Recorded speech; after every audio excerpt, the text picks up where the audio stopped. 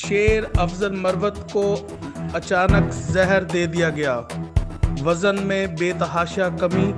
اس خبر کی تفصیل جاننے سے پہلے ہمارے چینل کو سبسکرائب کریں، لائک کریں، شیئر کریں۔ شیر افضل مروت کئی دنوں کی روپوشی کے بعد منظر پر آ گئے، بیان جاری کر دیا، عوام میں نئی ہلچل پیدا ہو گئی۔ شیر افضل مروت کا کہنا ہے کہ خان کا سپاہی ہوں، حق سچ کا ساتھ دیا، قانون پر ہمیشہ عمل درآمد کرایا اور آخری مرتے دم تک خان کا سپاہی ہوں، خان کے ساتھ رہوں گا۔ شیر افضل مروت نے اپنے حالیہ بیان میں کہا کہ وہ شدید بیمار ہیں۔